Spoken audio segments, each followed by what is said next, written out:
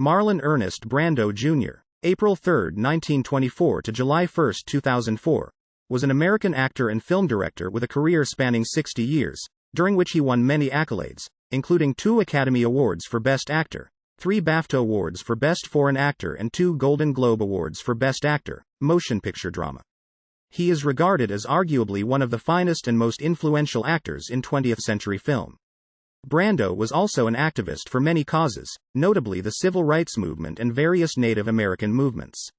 Having studied with Stella Adler in the 1940s, he is credited with being one of the first actors to bring the Stanislavski system of acting and method acting, derived from the Stanislavski system, to mainstream audiences. He initially gained acclaim and his first Academy Award nomination for Best Actor in a leading role for reprising the role of Stanley Kowalski in the 1951 film adaptation of Tennessee Williams's play A Streetcar Named Desire, a role that he originated successfully on Broadway.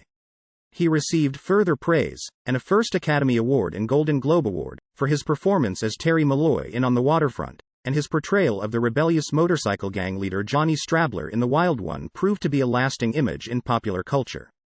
Brando received Academy Award nominations for playing Emiliano Zapata in Viva Zapata, Mark Antony in Joseph L. Mankiewicz's 1953 film adaptation of Shakespeare's Julius Caesar, and Air Force Major Lloyd Groover in Sayonara, an adaptation of James A. Michener's 1954 novel. The 1960s saw Brando's career take a commercial and critical downturn. He directed and starred in the cult western One-Eyed Jacks, a critical and commercial flop, after which he delivered a series of notable box office failures, beginning with Mutiny on the Bounty. After 10 years of underachieving, he agreed to do a screen test as Vito Corleone in Francis Ford Coppola's The Godfather. He got the part and subsequently won his second Academy Award and Golden Globe Award in a performance critics consider among his greatest. He refused the award due to alleged mistreatment and misportrayal of Native Americans by Hollywood. The Godfather was one of the most commercially successful films of all time, and alongside his Oscar-nominated performance in Last Tango in Paris, Brando re-established himself in the ranks of top box office stars. After a hiatus in the early 1970s, Brando was generally content with being a highly paid character actor in supporting roles, such as Jor-El in Superman, as Colonel Kurtz in Apocalypse Now, and in The Formula, before taking a 9-year break from film. According to the Guinness Book of World Records, Brando was paid a record $3.7 million, $16 million in inflation-adjusted dollars, and 11.75% of the gross profits for 13 days' work on Superman.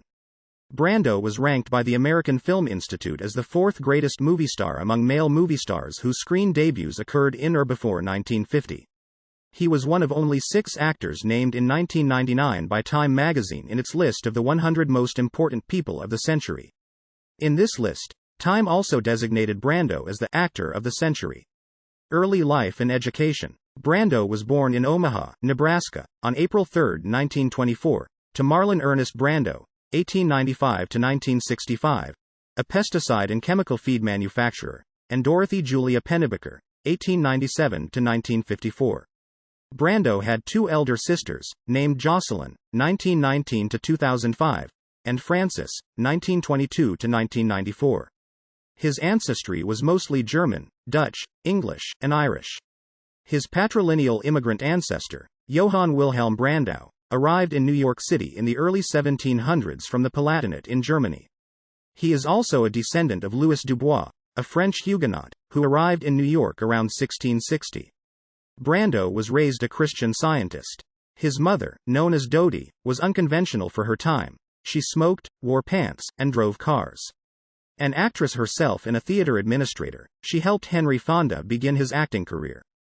However, she was an alcoholic and often had to be brought home from bars in Chicago by her husband. In his autobiography, Songs My Mother Taught Me, Brando expressed sadness when writing about his mother. The anguish that her drinking produced was that she preferred getting drunk to caring for us. Dodie and Brando's father eventually joined Alcoholics Anonymous. Brando harbored far more enmity for his father, stating, "I was his namesake, but nothing I did ever pleased or even interested him. He enjoyed telling me I couldn't do anything right. He had a habit of telling me I would never amount to anything." Around 1930, Brando's parents moved to Evanston, Illinois, when his father's work took him to Chicago, but separated in 1935 when Brando was 11 years old. His mother took the three children to Santa Ana, California, where they lived with her mother. Brando's parents reconciled by 1937, and by the next year left Evanston and moved together to a farm in Libertyville, Illinois, a small town north of Chicago. Between 1939 and 1941, he worked as an usher at the town's only movie theater, the Liberty. Brando, whose childhood nickname was Bud, was a mimic from his youth. He developed an ability to absorb the mannerisms of children he played with and display them dramatically while staying in character. He was introduced to neighborhood boy Wally Cox, and the two were closest friends until Cox's death in 1973. In the 2007 TCM biopic Brando, the documentary, childhood friend George England recalls Brando's earliest acting as imitating the cows and horses on the family farm as a way to distract his mother from drinking. His sister Jocelyn was the first to pursue an acting career, going to study at the American Academy of Dramatic Arts in New York City. She appeared on Broadway, then films and television. Brando's sister Frances left college in California to study art in New York. Brando had been held back a year in school and was later expelled from Libertyville High School for riding his motorcycle through the corridors. He was sent to Shattuck Military Academy in Minnesota, where his father had studied before him. Brando excelled at theater and did well in the school. In his final year, he was put on probation for being insubordinate to a visiting Army colonel during maneuvers. He was confined to his room, but sneaked into town and was caught. The faculty voted to expel him, though he was supported by the students, who thought expulsion was too harsh. He was invited back for the following year, but decided instead to drop out of high school. Brando worked as a ditch digger as a summer job arranged by his father. He tried to enlist in the Army, but his induction physical revealed that a football injury he had sustained at Shattuck had left him with a trick knee. He was classified 4F and not inducted. New York and acting. Brando decided to follow his sisters to New York, studying at the American Theater Wing Professional School, part of the dramatic workshop of the new school, with influential German director Erwin Piscator. In a 1988 documentary, Marlon Brando, The Wild One, Brando's sister Jocelyn remembered, he was in a school play and enjoyed it. So he decided he would go to New York and study acting because that was the only thing he had enjoyed. That was when he was 18. In the A&E biography episode on Brando, George England said Brando fell into acting in New York because he was accepted there. He wasn't criticized. It was the first time in his life that he heard good things about himself. He spent his first few months in New York sleeping on friends' couches. For a time he lived with Roy Somlyo, who later became a 4-time Emmy-winning Broadway producer. Brando was an avid student and proponent of Stella Adler, from whom he learned the techniques of the Stanislavski system. This technique encouraged the actor to explore both internal and external aspects to fully realize the character being portrayed. Brando's remarkable insight and sense of realism were evident early on. Adler used to recount that when teaching Brando, she had instructed the class to act like chickens, and added that a nuclear bomb was about to fall on them. Most of the class clucked and ran around wildly, but Brando sat calmly and pretended to lay an egg. Asked by Adler why he had chosen to react this way, he said, "I'm a chicken. What do I know about bombs?" Despite being commonly regarded as a method actor, Brando disagreed. Brando was the first to bring a natural approach to acting on film. According to Dustin Hoffman in his online masterclass, Brando would often talk to cameramen and fellow actors about their weekend even after the director would call action. Once Brando felt he could deliver the dialogue as natural as that conversation, he would start the dialogue. In his 2015 documentary, Listen to Me, Marlon, he said before that actors were like breakfast cereals, meaning they were predictable. Critics would later say this was Brando being difficult, but actors who worked opposite would say it was just all part of his technique. Early career. 1944 to 1951. Brando used his Stanislavski system skills for his first summer stock roles in Sayville, New York, on Long Island. Brando established a pattern of erratic, insubordinate behavior in the few shows he had been in. His behavior had him kicked out of the cast of the new school's production in Sayville, but he was soon afterwards discovered in a locally produced play there. Then, in 1944, he made it to Broadway in the bittersweet drama I Remember Mama, playing the son of Mattie Christians. The Lunts wanted Brando to play the role of Alfred Lunt's son in Oh Mistress Mine, and Lunt even coached him for his audition, but Brando's reading during the audition was so desultory that they couldn't hire him. New York drama critics voted him Most Promising Young Actor for his role as an anguished veteran in Truckline Cafe, although the play was a commercial failure. In 1946, he appeared on Broadway as the young hero in the political drama A Flag is Born, refusing to accept wages above the actor's equity rate. In that same year, Brando played the role of Marchbanks alongside Katharine Cornell in her production's revival of Candida, one of her signature roles. Cornell also cast him as the messenger in her production of Jean Anouilh's Antigone that same year. He was also offered the opportunity to portray one of the principal characters in the Broadway premiere of Eugene O'Neill's The Iceman Cometh, but turned the part down after falling asleep while trying to read the massive script and pronouncing the play ineptly written and poorly constructed. In 1945, Brando's agent recommended he take a co-starring role in The Eagle Has Two Heads with Tallulah Bankhead, produced by Jack Wilson. Bankhead had turned down the role of Blanche Dubois in A Streetcar Named Desire, which Williams had written for her, to tour the play for the 1946-1947 season. Bankhead recognized Brando's potential, despite her disdain, which most Broadway veterans shared, for method acting, and agreed to hire him even though he auditioned poorly. The two clashed greatly during the pre-Broadway tour, with Bankhead reminding Brando of his mother, being her age and also having a drinking problem. Wilson was largely tolerant of Brando's behavior, but he reached his limit when Brando mumbled through a dress rehearsal shortly before the November 28, 1946, opening. "I don't care what your grandmother did," Wilson exclaimed, "and that method stuff. I want to know what you're going to do." Brando in turn raised his voice, and acted with great power and passion. "It was marvelous," a cast member recalled. "Everybody hugged him and kissed him. He came ambling off stage and said to me, 'They don't think you can act unless you can yell.'" Critics were not as kind, however. A review of Brando's performance in the opening assessed that Brando was still building his character, but at present fails to impress. One Boston critic remarked of Brando's prolonged death scene, "Brando looked like a car in Midtown Manhattan searching for a parking space." He received better reviews at subsequent tour stops, but what his colleagues recalled was only occasional indications of the talent he would later demonstrate. "There were a few times when he was really magnificent," Bankhead admitted to an interviewer in 1962.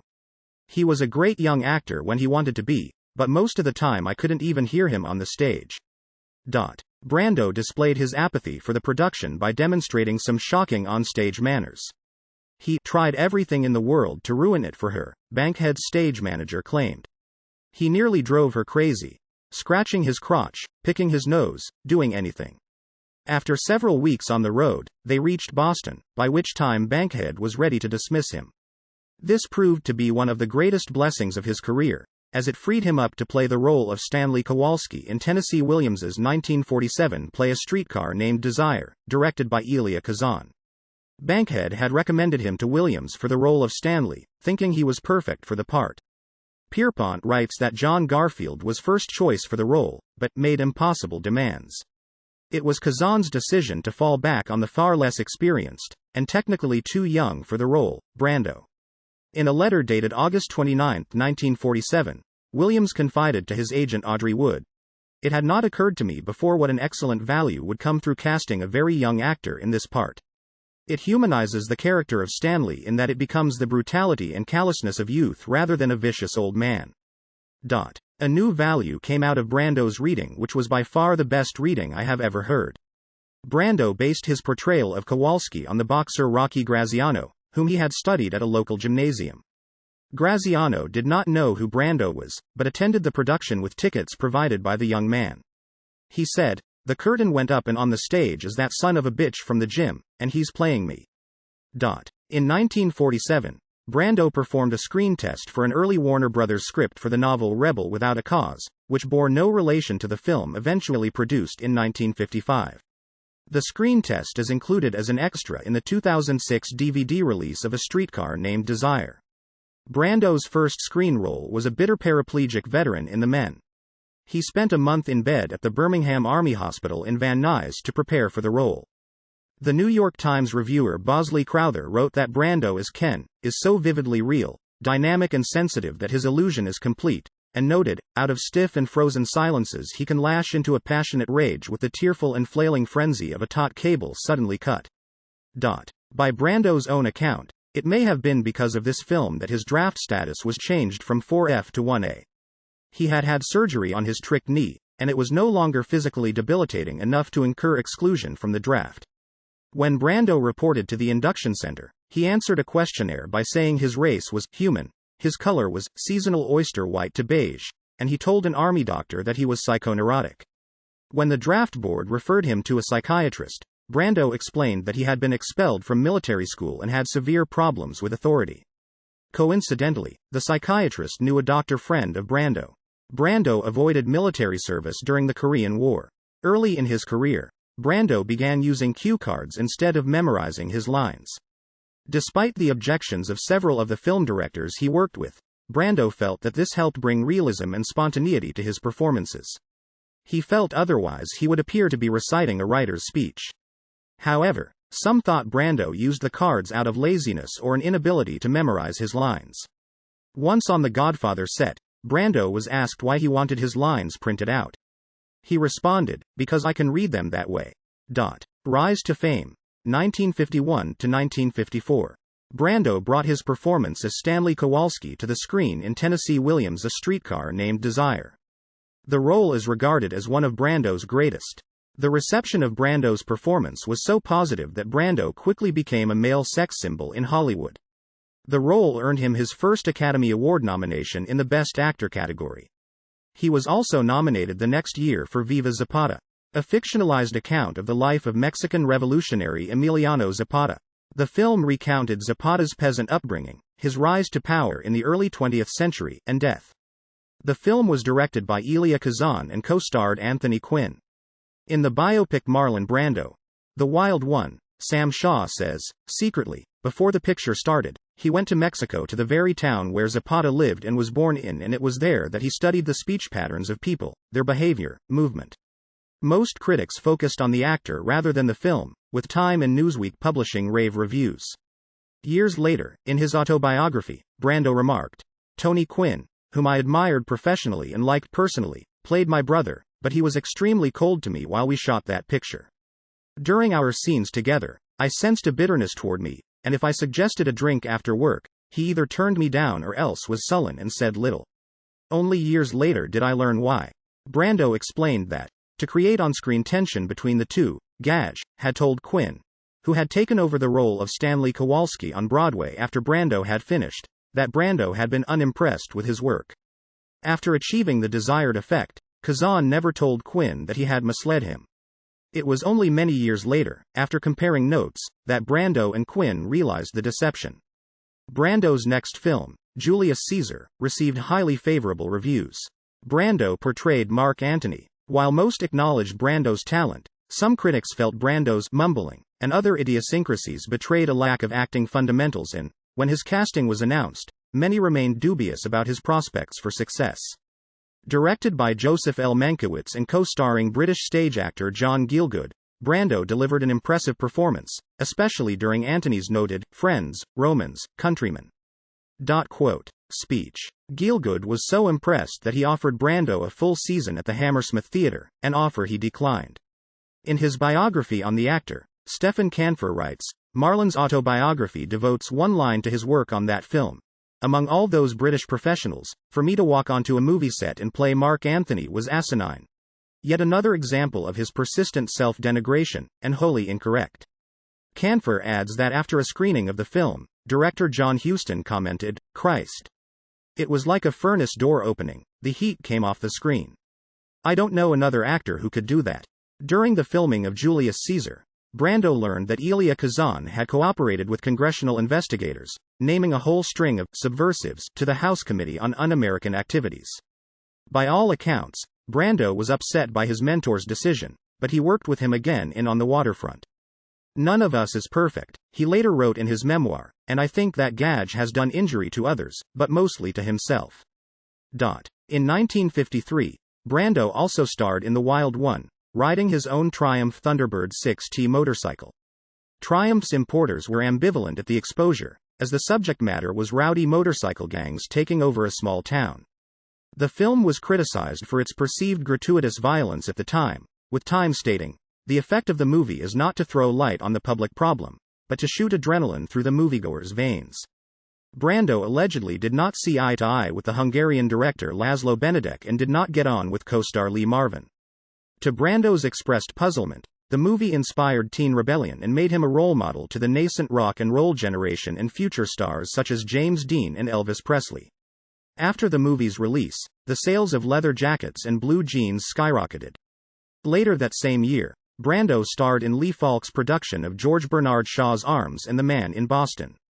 Falk was proud to tell people that Brando turned down an offer of $10,000 per week on Broadway, in favor of working in his production in Boston, for less than $500 per week. On the Waterfront in 1954, Brando starred in On the Waterfront, a crime drama film about union violence and corruption among longshoremen. The film was directed by Elia Kazan and written by Bud Schulberg. It also starred Karl Malden, Lee J. Cobb, Rod Steiger and, in her film debut, Eva Marie Saint. When initially offered the role, Brando, still stung by Kazan's testimony to HUAC, demurred and the part of Terry Malloy nearly went to Frank Sinatra. According to biographer Stephen Canfor, the director believed that Sinatra, who grew up in Hoboken, where the film takes place and was shot, would work as Malloy, but eventually producer Sam Spiegel wooed Brando to the part, signing him for $100,000. Kazan made no protest because, he subsequently confessed, "I always preferred Brando to anybody." Brando won the Oscar for his role as Irish-American stevedore Terry Malloy in On the Waterfront. His performance, spurred on by his rapport with Eva Marie Saint and Kazan's direction, was praised as a tour de force. For the scene in which Terry laments his failings, saying "I could have been a contender," he convinced Kazan that the scripted scene was unrealistic. Schulberg's script had Brando acting the entire scene with his character being held at gunpoint by his brother Charlie, played by Rod Steiger. Brando insisted on gently pushing away the gun, saying that Terry would never believe that his brother would pull the trigger and doubting that he could continue his speech while fearing a gun on him. Upon its release, On the Waterfront received glowing reviews from critics and was a commercial success, earning an estimated $4.2 million in rentals at the North American box office in 1954. In his July 29, 1954, review, the New York Times critic A. H. Weiler praised the film, calling it an uncommonly powerful, exciting, and imaginative use of the screen by gifted professionals. Film critic Roger Ebert lauded the film, stating that Brando and Kazan changed acting in American films forever and added it to his great movies list. In his autobiography, Brando was typically dismissive of his performance. "On the day Gad showed me the complete picture, I was so depressed by my performance I got up and left the screening room. I thought I was a huge failure." After Brando won the Academy Award for Best Actor, the statue was stolen. Much later, it turned up at a London auction house, which contacted the actor and informed him of its whereabouts. Box office successes and directorial debut, 1954 to 1959. Following On the Waterfront, Brando remained a top box office draw, but critics increasingly felt his performances were half-hearted, lacking the intensity and commitment found in his earlier work, especially in his work with Kazan. He portrayed Napoleon in the 1954 film Desiree.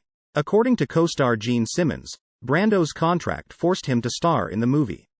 He put little effort into the role, claiming he didn't like the script, and later dismissed the entire movie as superficial and dismal.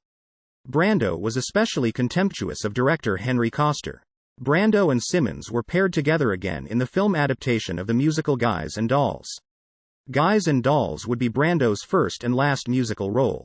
Time found the picture false to the original in its feeling, remarking that Brando sings in a faraway tenor that sometimes tends to be flat.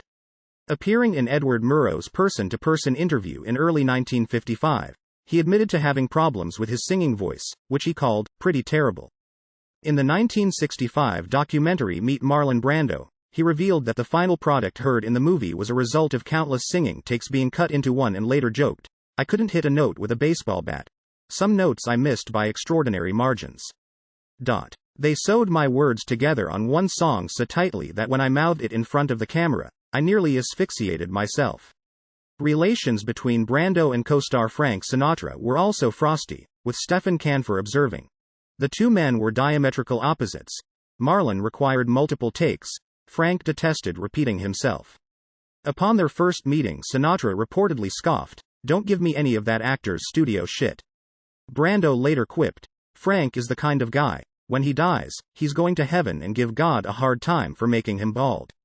Frank Sinatra called Brando the world's most overrated actor, and referred to him as Mumbles. The film was commercially though not critically successful, costing $5.5 million to make and grossing $13 million. Brando played Sakini, a Japanese interpreter for the U.S. Army in post-war Japan, in the tea house of the August Moon. Pauline Kael was not particularly impressed by the movie, but noted, Marlon Brando starved himself to play the pixie interpreter Sakini, and he looks as if he's enjoying the stunt, talking with a mad accent, grinning boyishly, bending forward, and doing tricky movements with his legs. He's harmlessly genial, and he is certainly missed when he's off-screen, though the fey, roguish role doesn't allow him to do what he's great at, and it's possible that he's less effective in it than a lesser actor might have been. In Sayonara he appeared as a United States Air Force officer. Newsweek found the film a dull tale of the meeting of the twain, but it was nevertheless a box office success. According to Stephen Canfor's biography of the actor, Brando's manager Jay Conter negotiated a profitable contract with 10% of the gross going to Brando, which put him in the millionaire category. The movie was controversial due to openly discussing interracial marriage, but proved a great success, earning 10 Academy Award nominations, with Brando being nominated for Best Actor. The film went on to win 4 Academy Awards. Tea House and Sayonara were the first in a string of films Brando would strive to make over the next decade which contained socially relevant messages, and he formed a partnership with Paramount to establish his own production company called Pennebaker, its declared purpose to develop films that contained social value that would improve the world. The name was a tribute in honor of his mother, who had died in 1954. By all accounts, Brando was devastated by her death, with biographer Peter Manso telling A&E's biography, she was the one who could give him approval like no one else could, and, after his mother died, it seems that Marlon stops caring. Brando appointed his father to run Pennebaker. In the same A&E special, George Englund claims that Brando gave his father the job because it gave Marlon a chance to take shots at him, to demean and diminish him. In 1958, Brando appeared in The Young Lions, dyeing his hair blonde and assuming a German accent for the role, which he later admitted was not convincing. The film is based on the novel by Irwin Shaw, and Brando's portrayal of the character Christian Diastole was controversial for its time. He later wrote, the original script closely followed the book, in which Shaw painted all Germans as evil caricatures, especially Christian, whom he portrayed as a symbol of everything that was bad about Nazism.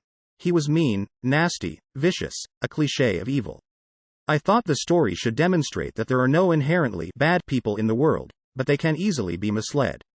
Shaw and Brando even appeared together for a televised interview with CBS correspondent David Schoenbrunn, and, during a bombastic exchange, Shaw charged that, like most actors, Brando was incapable of playing flat-out villainy. Brando responded by stating, nobody creates a character but an actor. I play the role. Now he exists. He is my creation. The Young Lions also features Brando's only appearance in a film with friend and rival Montgomery Clift, although they shared no scenes together. Brando closed out the decade by appearing in The Fugitive Kind opposite Anna Magnani. The film was based on another play by Tennessee Williams but was hardly the success A Streetcar Named Desire had been, with the Los Angeles Times labeling Williams's personae psychologically sick or just plain ugly, and the New Yorker calling it a cornpone melodrama. One-Eyed Jacks in Mutiny on the Bounty in 1961, Brando made his directorial debut in the western One-Eyed Jacks. The picture was originally directed by Stanley Kubrick, but he was fired early in the production. Paramount then made Brando the director. Brando portrays the lead character Rio, and Karl Malden plays his partner, Dad, Longworth. The supporting cast features Katie Girardo, Ben Johnson, and Slim Pickens. Brando's penchant for multiple retakes and character exploration as an actor carried over into his directing, however, and the film soon went over budget. Paramount expected the film to take 3 months to complete, but shooting stretched to 6 and the cost doubled to more than $6 million. Brando's inexperience as an editor also delayed post-production, and Paramount eventually took control of the film. Brando later wrote, Paramount said it didn't like my version of the story. I'd had everyone lie except Karl Malden. The studio cut the movie to pieces and made him a liar, too. By then, I was bored with the whole project and walked away from it. One-Eyed Jacks was poorly reviewed by critics. While the film did solid business, it ran so over budget that it lost money. Brando's revulsion with the film industry reportedly boiled over on the set of his next film, Metro-Goldwyn-Mayer's remake of Mutiny on the Bounty, which was filmed in Tahiti. The actor was accused of deliberately sabotaging nearly every aspect of the production. On June 16, 1962, the Saturday Evening Post ran an article by Bill Davidson with the headline, $6 million Down the Drain, The Mutiny of Marlon Brando. Mutiny director Louis Milestone claimed that the executives deserve what they get when they give a ham actor, a petulant child, complete control over an expensive picture. Mutiny on the Bounty nearly capsized MGM, and, while the project had indeed been hampered with delays other than Brando's behavior, the accusations would dog the actor for years as studios began to fear Brando's difficult reputation. Critics also began taking note of his fluctuating weight. Box office decline. 1963 to 1971. Distracted by his personal life and becoming disillusioned with his career, Brando began to view acting as a means to a financial end. Critics protested when he started accepting roles in films many perceived as being beneath his talent, or criticized him for failing to live up to the better roles. Previously only signing short-term deals with film studios, in 1961 Brando uncharacteristically signed a 5-picture deal with Universal Studios that would haunt him for the rest of the decade. The Ugly American was the first of these films. Based on the 1958 novel of the same title that Pennebaker had optioned, the film, which featured Brando's sister Jocelyn, was rated fairly positively but died at the box office. Brando was nominated for a Golden Globe for his performance. All of Brando's other Universal films during this period, including Bedtime Story, The Appaloosa, A Countess from Hong Kong and The Night of the Following Day, were also critical and commercial flops. Countess in particular was a disappointment for Brando, who had looked forward to working with one of his heroes, director Charlie Chaplin. The experience turned out to be an unhappy one. Brando was horrified at Chaplin's didactic style of direction and his authoritarian approach. Brando had also appeared in the spy thriller Morituri in 1965. That, too, failed to attract an audience. Brando acknowledged his professional decline, writing later, "Some of the films I made during the 60s were successful, some weren't. Some, like The Night of the Following Day, I made only for the money. Others, like Candy, I did because a friend asked me to and I didn't want to turn him down. In some ways I think of my middle age as the fuck you years." Candy was especially appalling for many. A 1968 sex farce film directed by Christian Marquand and based on the 1958 novel by Terry Southern, the film satirizes pornographic stories through the adventures of its naive heroine, Candy, played by Eva Allen. It is generally regarded as the nadir of Brando's career. The Washington Post observed, "Brando's self-indulgence over a dozen years is costing him and his public his talents." In the March 1966 issue of The Atlantic, Pauline Kael wrote that in his rebellious days, Brando was antisocial because he knew society was crap. He was a hero to youth because he was strong enough not to take the crap, but now Brando and others like him had become buffoons, shamelessly, pathetically mocking their public reputations. In an earlier review of The Appaloosa in 1966, Kael wrote that the actor was trapped in another dog of a movie. Not for the first time, Mr. Brando gives us a heavy-lidded, adenoidally open-mouthed caricature of the inarticulate, stalwart loner. Although he feigned indifference, Brando was hurt by the critical mauling, admitting in the 2015 film Listen to Me Marlon, "They can hit you every day and you have no way of fighting back. I was very convincing in my pose of indifference, but I was very sensitive and it hurt a lot." Brando portrayed a repressed gay army officer in Reflections in a Golden Eye, directed by John Huston and co-starring Elizabeth Taylor. The role turned out as one of his most acclaimed in years, with Stanley Crouch marveling. Brando's main achievement was to portray the taciturn but stoic gloom of those pulverized by circumstances. The film overall received mixed reviews. Another notable film was The Chase, which paired the actor with Arthur Penn, Robert Duvall, Jane Fonda and Robert Redford. The film deals with themes of racism, sexual revolution, small-town corruption, and vigilantism. The film was received mostly positively. Brando cited Byrne as his personal favorite of the films he had made, writing in his autobiography, "I think I did some of the best acting I've ever done in that picture, but few people came to see it." Brando dedicated a full chapter to the film in his memoir, stating that the director, Gillo Pontecorvo, was the best director he had ever worked with next to Kazan and Bernardo Bertolucci. Brando also detailed his clashes with Pontecorvo on the set and how "we nearly killed each other." Loosely based on events in the history of Guadeloupe, the film got a hostile reception from critics. In 1971, Michael Winner directed him in the British horror film The Nightcomers with Stephanie Basham, Thora Hird, Harry Andrews and Anna Paulk.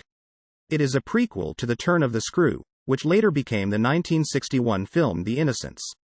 Brando's performance earned him a nomination for a Best Actor BAFTA, but the film bombed at the box office.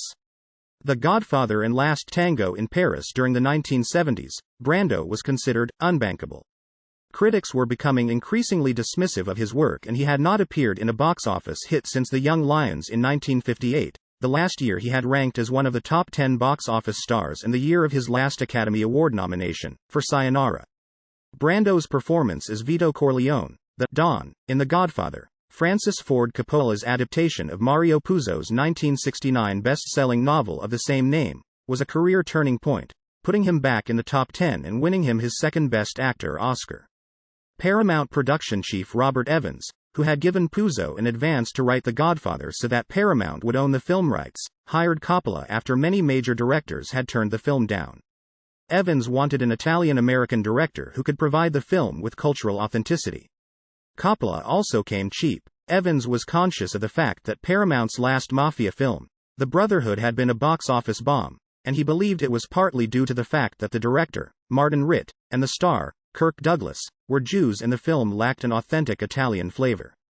The studio originally intended the film to be a low-budget production set in contemporary times without any major actors, but the phenomenal success of the novel gave Evans the clout to turn The Godfather into a prestige picture. Coppola had developed a list of actors for all the roles, and his list of potential dons included the Oscar-winning Italian-American Ernest Borgnine, the Italian-American Frank DeCova, best known for playing Chief Wild Eagle on the TV sitcom F Troop, John Marley, a Best Supporting Oscar nominee for Paramount's 1970 hit film Love Story, who was cast as the film producer Jack Woltz in the picture, the Italian-American Richard Conte, who was cast as Don Corleone's deadly rival Don Emilio Barzini, and Italian film producer Carlo Ponti. Coppola admitted in a 1975 interview, "We finally figured we had to lure the best actor in the world.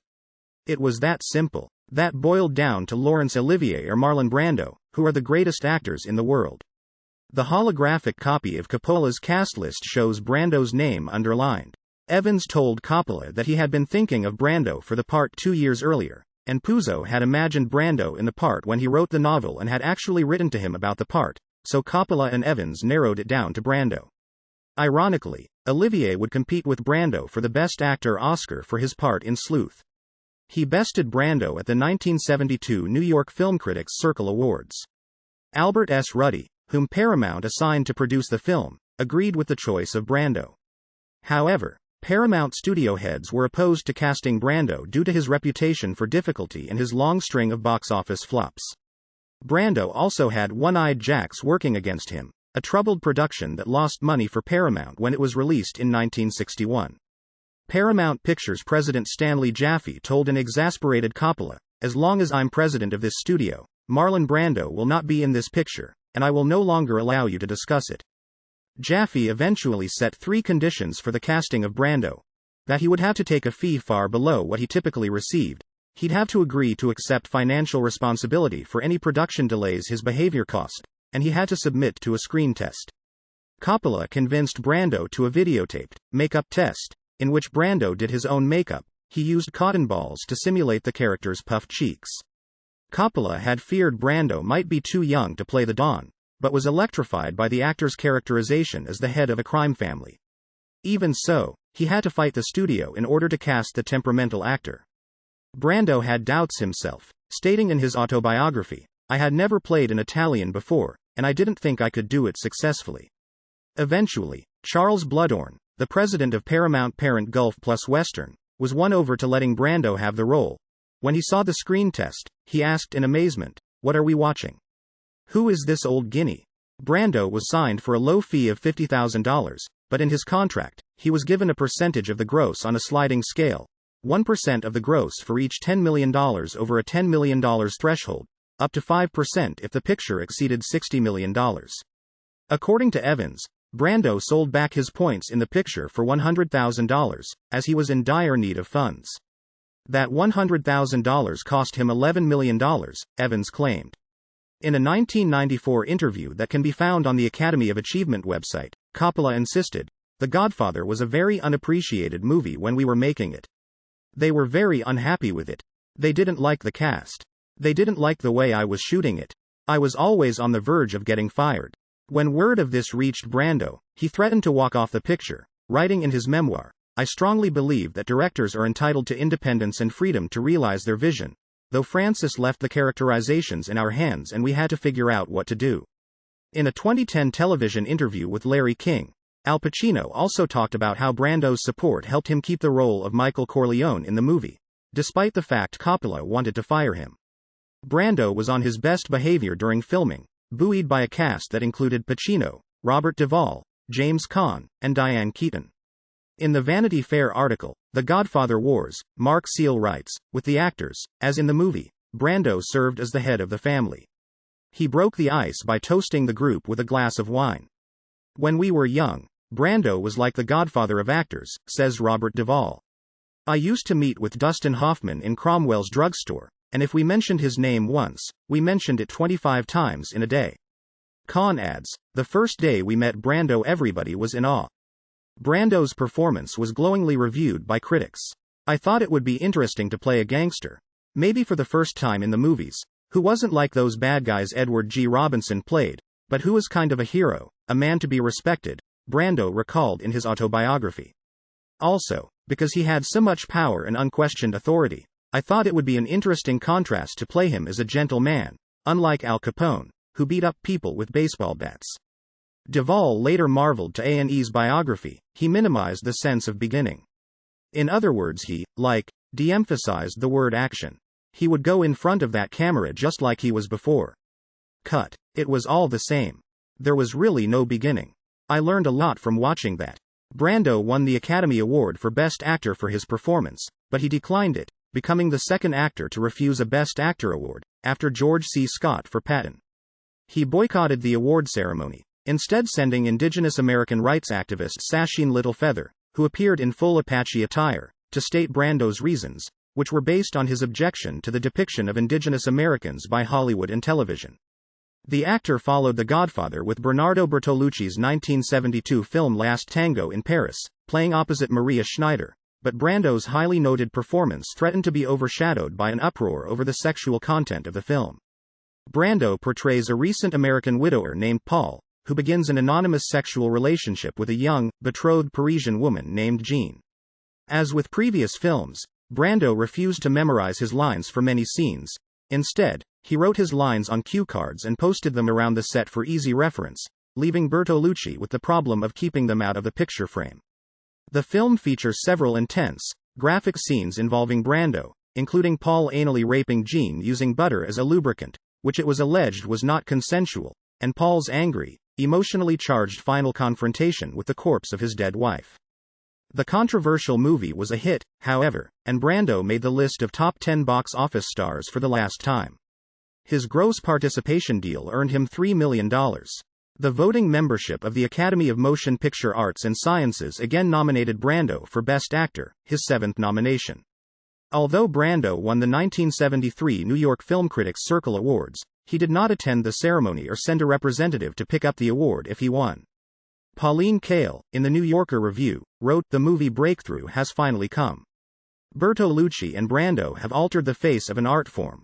Brando confessed in his autobiography, "To this day I can't say what Last Tango in Paris was about," and added, "The film required me to do a lot of emotional arm wrestling with myself, and when it was finished, I decided that I wasn't ever again going to destroy myself emotionally to make a movie." In 1973, Brando was devastated by the death of his childhood best friend Wally Cox. Brando slept in Cox's pajamas and wrenched his ashes from his widow. She was going to sue for their return, but finally said, "I think Marlon needs the ashes more than I do." Late 1970s. In 1976, Brando appeared in The Missouri Breaks with his friend Jack Nicholson. The movie also reunited the actor with director Arthur Penn. As biographer Stephen Canford describes, Penn had difficulty controlling Brando, who seemed intent on going over the top with his border ruffian turned contract killer Robert E. Lee Clayton. Marlon made him a cross-dressing psychopath. Absent for the first hour of the movie, Clayton enters on horseback, dangling upside down, caparisoned in white buckskin, little feather style. He speaks in an Irish accent for no apparent reason. Over the next hour, also for no apparent reason, Clayton assumes the intonation of a British upper-class twit in an elderly frontier woman, complete with a granny dress and matching bonnet. Penn, who believed in letting actors do their thing, indulged Marlon all the way. Critics were unkind, with The Observer calling Brando's performance one of the most extravagant displays of grande damerie since Sarah Bernhardt, while The Sun complained, Marlon Brando at 52 has the sloppy belly of a 62-year-old, the white hair of a 72-year-old, and the lack of discipline of a precocious 12-year-old. However, Canfor noted, even though his late work was met with disapproval, a re-examination shows that often, in the middle of the most pedestrian scene, there would be a sudden, luminous occurrence, a flash of the old Marlon that showed how capable he remained. In 1978, Brando narrated the English version of Rayoni, a French-Belgian documentary film directed by Jean-Pierre Dutillot and Luis Carlos Saldanha that focused on the life of Rayoni Metuktire and issues surrounding the survival of the indigenous Indian tribes of north-central Brazil. Brando portrayed Superman's father Jor-El in the 1978 film Superman. He agreed to the role only on assurance that he would be paid a large sum for what amounted to a small part, that he would not have to read the script beforehand, and that his lines would be displayed somewhere off-camera. It was revealed in a documentary contained in the 2001 DVD release of Superman that he was paid $3.7 million for 2 weeks of work. Brando also filmed scenes for the movie's sequel, Superman 2, but after producers refused to pay him the same percentage he received for the first movie, he denied them permission to use the footage. I asked for my usual percentage, he recollected in his memoir, but they refused, and so did I. However, after Brando's death, the footage was reincorporated into the 2006 recut of the film, Superman 2. The Richard Donner cut, and in the 2006, loose sequel, Superman Returns, in which both used and unused archive footage of him as Jor-El from the first 2 Superman films was remastered for a scene in the Fortress of Solitude, and Brando's voiceovers were used throughout the film. In 1979, he made a rare television appearance in the miniseries Roots, The Next Generations, portraying George Lincoln Rockwell. He won a Primetime Emmy Award for Outstanding Supporting Actor in a miniseries or a movie for his performance. Brando starred as Colonel Walter E. Kurtz in Francis Ford Coppola's Vietnam epic Apocalypse Now. He plays a highly decorated U.S. Army Special Forces officer who goes renegade, running his own operation based in Cambodia and is feared by the U.S. military as much as the Vietnamese. Brando was paid $1 million a week for 3 weeks' work. The film drew attention for its lengthy and troubled production, as Eleanor Coppola's documentary Hearts of Darkness, a filmmaker's apocalypse documents. Brando showed up on the set overweight, Martin Sheen suffered a heart attack, and severe weather destroyed several expensive sets. The film's release was also postponed several times while Coppola edited millions of feet of footage.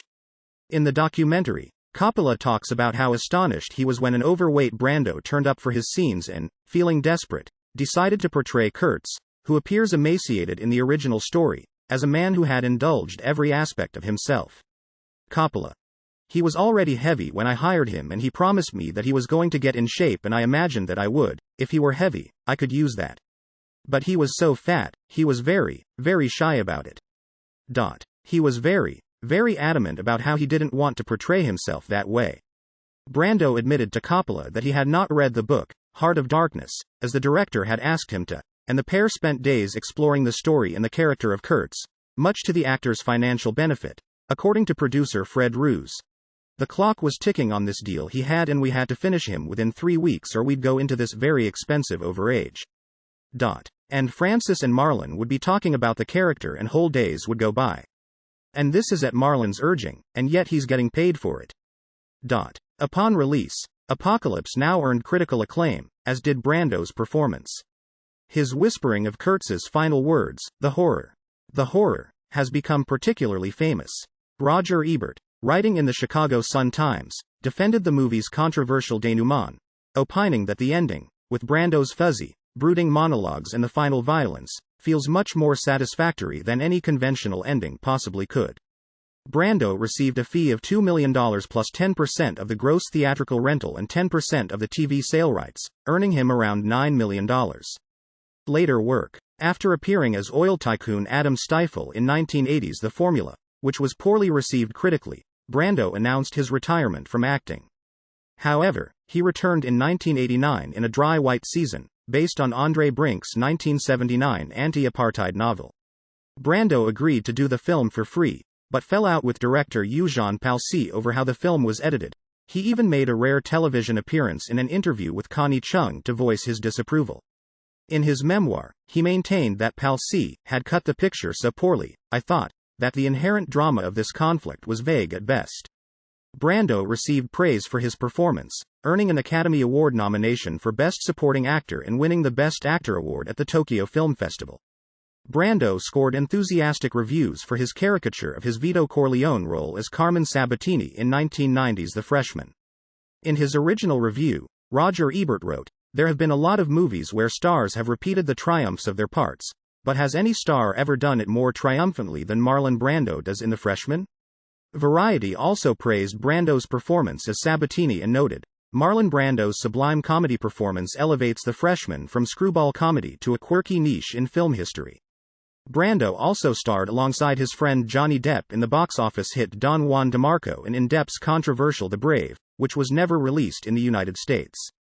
Later performances, such as his appearance in Christopher Columbus, The Discovery, for which he was nominated for a Raspberry as Worst Supporting Actor, The Island of Dr. Moreau, in which he won a Worst Supporting Actor Raspberry, and his barely recognizable appearance in Free Money, resulted in some of the worst reviews of his career. The Island of Dr. Moreau screenwriter Ron Hutchinson would later say in his memoir, Clinging to the Iceberg, writing for a living on the stage and in Hollywood, that Brando sabotaged the film's production by feuding and refusing to cooperate with his colleagues and the film crew. Unlike its immediate predecessors, Brando's last completed film, The Score, was received generally positively. In the film, in which he portrays a fence, he starred with Robert De Niro. After Brando's death, the novel Fan Tan was released. Brando conceived the novel with director Donald Cammell in 1979, but it was not released until 2005. Final years and death. Brando's notoriety, his troubled family life, and his obesity attracted more attention than his late acting career. He gained a great deal of weight in the 1970s. By the early to mid-1990s he weighed over 300 pounds, 140 kilograms, and suffered from type 2 diabetes. He had a history of weight fluctuation throughout his career that, by and large, he attributed to his years of stress-related overeating followed by compensatory dieting. He also earned a reputation for being difficult on the set, often unwilling or unable to memorize his lines and less interested in taking direction than in confronting the film director with odd demands. He also dabbled with some innovation in his last years. He had several patents issued in his name from the U.S. Patent and Trademark Office, all of which involve a method of tensioning drumheads, between June 2002 and November 2004. For example, see U.S. Patent 6812392 and its equivalents. In 2004, Brando recorded voice tracks for the character Mrs. Sauer in the unreleased animated film Big Bug Man. This was his last role and his only role as a female character. A longtime close friend of entertainer Michael Jackson, Brando paid regular visits to his Neverland Ranch, resting there for weeks at a time. Brando also participated in the singer's two-day solo career 30th anniversary celebration concerts in 2001, and starred in his 13-minute-long music video, You Rock My World, in the same year. The actor's son, Miko, was Jackson's bodyguard and assistant for several years, and was a friend of the singer. The last time my father left his house to go anywhere, to spend any kind of time, it was with Michael Jackson, Miko stated. He loved it. He had a 24-hour chef, 24-hour security, 24-hour help, 24-hour kitchen, 24-hour maid service. Just carte blanche. Michael was instrumental helping my father through the last few years of his life. For that I will always be indebted to him. Dad had a hard time breathing in his final days, and he was on oxygen much of the time. He loved the outdoors, so Michael would invite him over to Neverland. Dad could name all the trees there, and the flowers, but being on oxygen it was hard for him to get around and see them all, it's such a big place. So Michael got Dad a golf cart with a portable oxygen tank so he could go around and enjoy Neverland. They'd just drive around. Michael Jackson, Marlon Brando, with an oxygen tank in a golf cart. In April 2001, Brando was hospitalized with pneumonia. In 2004, Brando signed with Tunisian film director Rida Bahi and began pre-production on a project to be titled Brando and Brando. Up to a week before his death, he was working on the script in anticipation of a July-August 2004 start date. Production was suspended in July 2004 following Brando's death, at which time Bahi stated that he would continue the film as an homage to Brando, with a new title of Citizen Brando. On July 1, 2004, Brando died of respiratory failure from pulmonary fibrosis with congestive heart failure at the UCLA Medical Center. The cause of death was initially withheld, with his lawyer citing privacy concerns. He also suffered from diabetes and liver cancer. Shortly before his death and despite needing an oxygen mask to breathe, he recorded his voice to appear in The Godfather, The Game, once again as Don Vito Corleone. However, Brando recorded only one line due to his health, and an impersonator was hired to finish his lines. His single recorded line was included within the final game as a tribute to the actor. Some additional lines from his character were directly lifted from the film. Karl Malden, Brando's co-star in 3 films, A Streetcar Named Desire, On the Waterfront, and One-Eyed Jacks, spoke in a documentary accompanying the DVD of A Streetcar Named Desire about a phone call he received from Brando shortly before Brando's death. A distressed Brando told Malden he kept falling over. Malden wanted to come over, but Brando put him off, telling him there was no point. 3 weeks later, Brando was dead.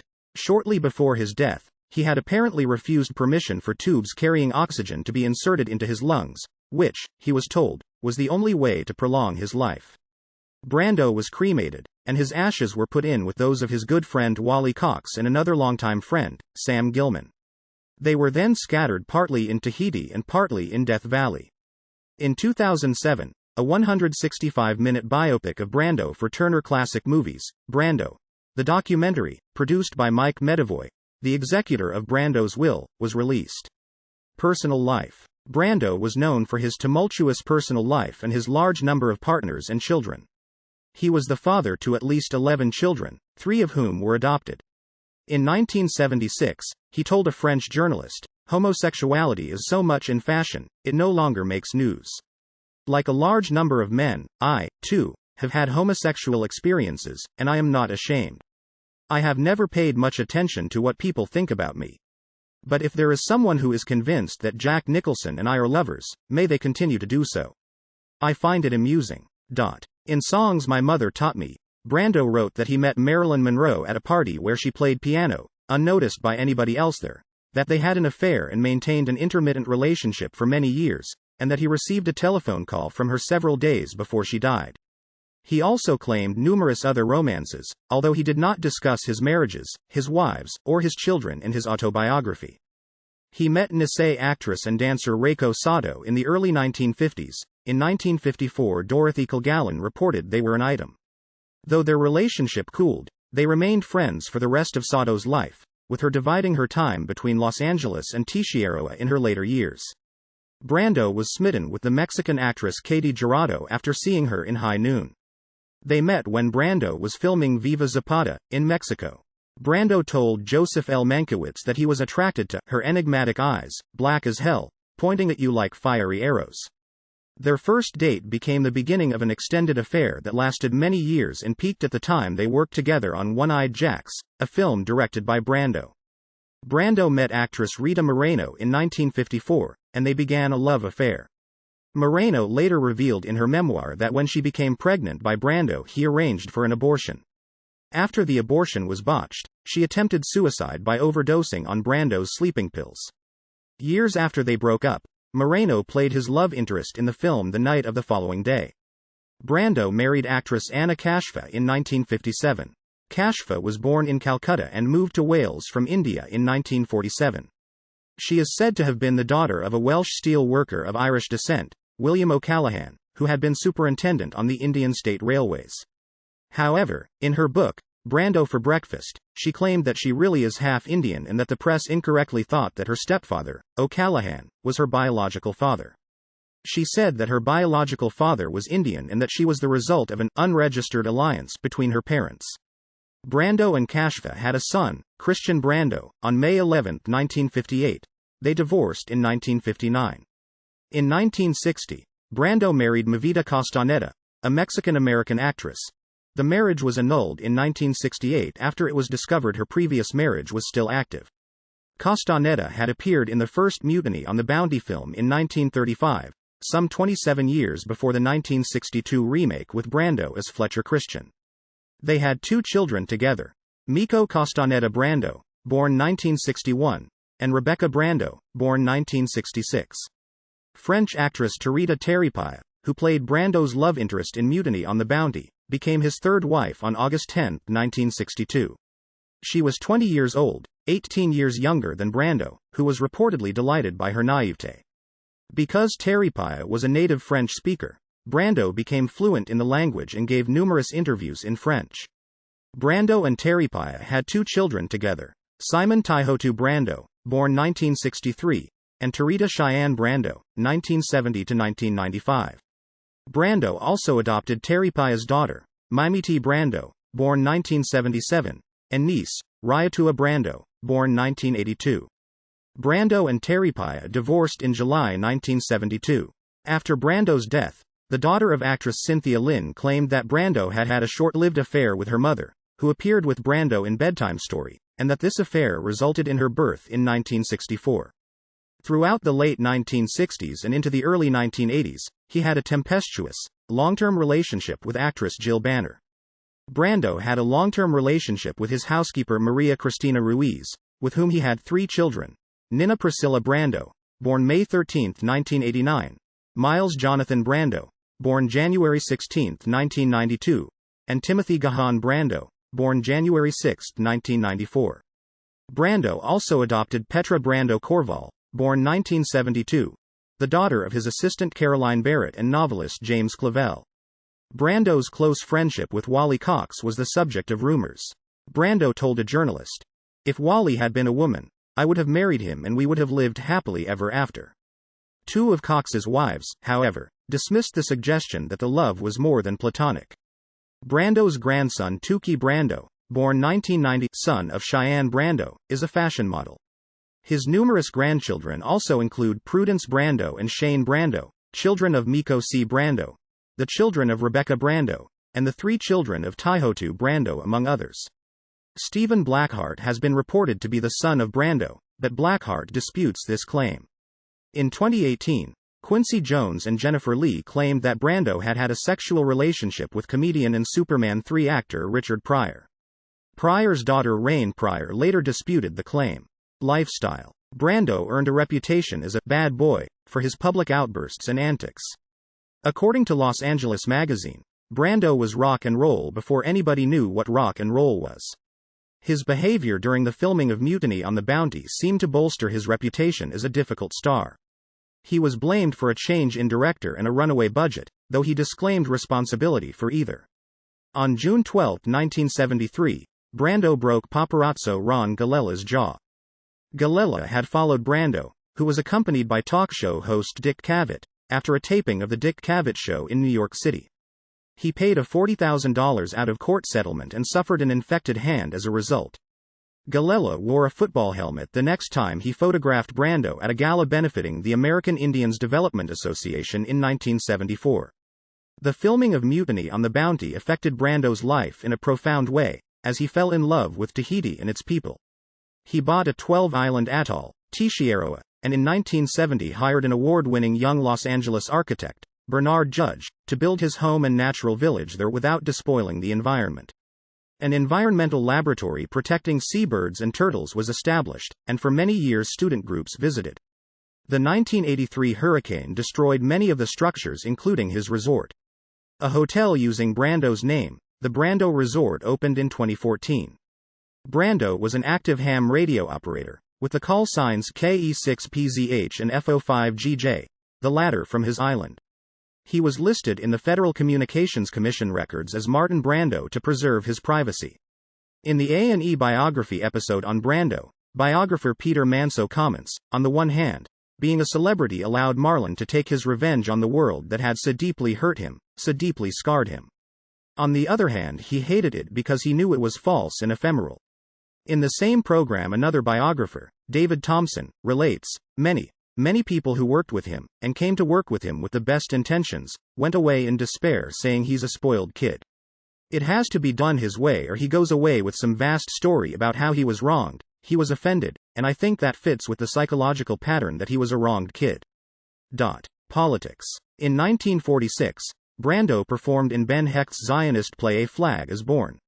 He attended some fundraisers for John F. Kennedy in the 1960 presidential election. In August 1963, he participated in the March on Washington along with fellow celebrities Harry Belafonte, James Garner, Charlton Heston, Burt Lancaster and Sidney Poitier. Along with Paul Newman, Brando also participated in the Freedom Rides. In autumn of 1967, Brando visited Helsinki, Finland at a charity party organized by UNICEF at the Helsinki City Theatre. The gala was televised in 13 countries. Brandon's visit was based on the famine he had seen in Bihar, India, and he presented the film he shot there to the press and invited guests. He spoke in favor of children's rights and development aid in developing countries. In the aftermath of the 1968 assassination of Martin Luther King Jr., Brando made one of the strongest commitments to furthering King's work. Shortly after King's death, he announced that he was bowing out of the lead role of a major film, The Arrangement, which was about to begin production in order to devote himself to the civil rights movement. I felt I'd better go find out where it is, what it is to be black in this country, what this rage is all about, Brando said on the late-night ABC TV talk show Joey Bishop Show. In A&E's biography episode on Brando, actor and co-star Martin Sheen states, "I'll never forget the night that Reverend King was shot and I turned on the news and Marlon was walking through Harlem with Mayor Lindsay. And there were snipers and there was a lot of unrest and he kept walking and talking through those neighborhoods with Mayor Lindsay. It was one of the most incredible acts of courage I ever saw, and it meant a lot and did a lot." Brando's participation in the civil rights movement actually began well before King's death. In the early 1960s, he contributed thousands of dollars to both the Southern Christian Leadership Conference, SCLC, and to a scholarship fund established for the children of slain Mississippi NAACP leader Medgar Evers. In 1964, Brando was arrested at a fish inn, held to protest a broken treaty that had promised Native Americans fishing rights in Puget Sound. By this time, Brando was already involved in films that carried messages about human rights. Sayonara, which addressed interracial romance, and The Ugly American, depicting the conduct of U.S. officials abroad and the deleterious effect on the citizens of foreign countries. For a time, he was also donating money to the Black Panther Party and considered himself a friend of founder Bobby Seale. Brando ended his financial support for the group over his perception of its increasing radicalization, specifically a passage in a Panther pamphlet put out by Eldridge Cleaver advocating indiscriminate violence for the revolution. Brando was also a supporter of the American Indian movement. At the 1973 Academy Awards ceremony, Brando refused to accept the Oscar for his performance in The Godfather. Sasheen Little Feather represented him at the ceremony. She appeared in full Apache attire and stated that owing to the poor treatment of Native Americans in the film industry, Brando would not accept the award. This occurred while the standoff at Wounded Knee was ongoing. The event grabbed the attention of the U.S. and the world media. This was considered a major event and victory for the movement by its supporters and participants. Outside of his film work, Brando appeared before the California Assembly in support of a fair housing law and personally joined picket lines in demonstrations protesting discrimination in housing developments in 1963. He was also an activist against apartheid. In 1964, he favored a boycott of his films in South Africa to prevent them from being shown to a segregated audience. He took part at a 1975 protest rally against American investments in South Africa and for the release of Nelson Mandela. In 1989, Brando also starred in the film A Dry White Season, based upon Andre Brink's novel of the same name.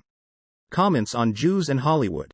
In an interview in Playboy magazine in January 1979, Brando said, "You've seen every single race besmirched, but you never saw an image of the Kika because the Jews were ever so watchful for that, and rightly so. They never allowed it to be shown on screen. The Jews have done so much for the world that, I suppose, you get extra disappointed because they didn't pay attention to that." Larry King, who was Jewish, replied, When you say something like that, you are playing right in, though, to anti-Semitic people who say the Jews are." Brando interrupted. No, because I will be the first one who will appraise the Jews honestly and say, thank God for the Jews. Jay Conter, Brando's agent, producer, and friend, defended him in Daily Variety. Marlon has spoken to me for hours about his fondness for the Jewish people, and he is a well-known supporter of Israel. Similarly, Louis Kemp, in his article for Jewish Journal, wrote, "You might remember him as Don Vito Corleone, Stanley Kowalski, or the eerie Colonel Walter E. Kurtz in Apocalypse Now. But I remember Marlon Brando as a mensch and a personal friend of the Jewish people when they needed it most." Legacy. Brando was one of the most respected actors of the post-war era. He is listed by the American Film Institute as the fourth greatest male star whose screen debut occurred before or during 1950. It occurred in 1950. He earned respect among critics for his memorable performances and charismatic screen presence. He helped popularize method acting. He is regarded as one of the greatest cinema actors of the 20th century. Encyclopedia Britannica describes him as the most celebrated of the method actors, and his slurred, mumbling delivery marked his rejection of classical dramatic training. His true and passionate performances proved him one of the greatest actors of his generation. It also notes the apparent paradox of his talent. He is regarded as the most influential actor of his generation, yet his open disdain for the acting profession often manifested itself in the form of questionable choices and uninspired performances. Nevertheless, he remains a riveting screen presence with a vast emotional range and an endless array of compulsively watchable idiosyncrasies. Cultural influence. Marlon Brando is a cultural icon with enduring popularity. His rise to national attention in the 1950s had a profound effect on American culture. According to film critic Pauline Kael, Brando represented a reaction against the post-war mania for security. As a protagonist, the Brando of the early 50s had no code, only his instincts. He was a development from the gangster leader and the outlaw. He was antisocial because he knew society was crap. He was a hero to youth because he was strong enough not to take the crap. Brando represented a contemporary version of the free American. Brando is still the most exciting American actor on the screen. Sociologist Dr. Suzanne McDonald Walker states, Marlon Brando, sporting leather jacket, jeans, and moody glare, became a cultural icon summing up the road in all its maverick glory. His portrayal of the gang leader Johnny Strabler in The Wild One has become an iconic image, used both as a symbol of rebelliousness and a fashion accessory that includes a perfecto-style motorcycle jacket, a tilted cap, jeans and sunglasses. Johnny's haircut inspired a craze for sideburns, followed by James Dean and Elvis Presley, among others. Dean copied Brando's acting style extensively, and Presley used Brando's image as a model for his role in Jailhouse Rock. The "I could have been a contender" scene from On the Waterfront, according to the author of Brooklyn Boomer, Martin H. Levinson, is one of the most famous scenes in motion picture history, and the line itself has become part of America's cultural lexicon.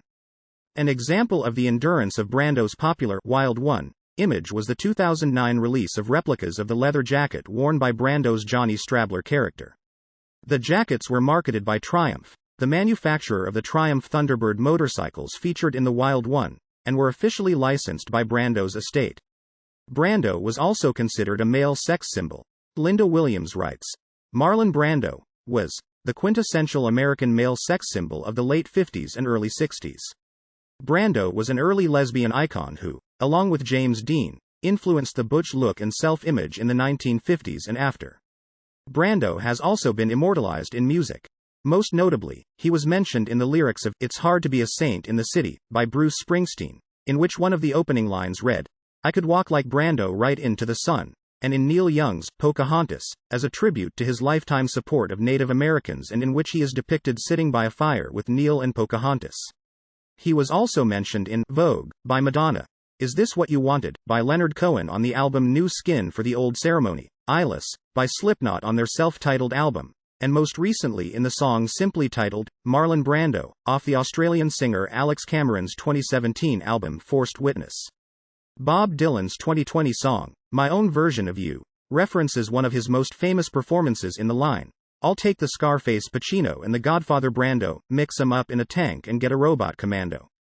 He is also one of the many faces on the cover of the Beatles' album, Sgt. Pepper's Lonely Hearts Club Band, directly above the wax model of Ringo Starr.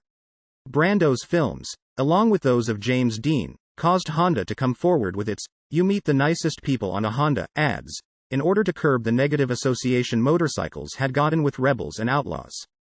Views on acting. In the 2015 documentary Listen to Me, Marlon Brando shared his thoughts on playing a death scene, stating, "That's a tough scene to play. You have to make 'em believe that you are dying. Try to think of the most intimate moment you've ever had in your life." His favorite actors were Spencer Tracy, John Barrymore, Frederick March, James Cagney and Paul Muni. He also showed admiration for Sean Penn, Jack Nicholson, Johnny Depp and Daniel Day-Lewis. Financial legacy. On his death in 2004, Brando left an estate valued at $21.6 million.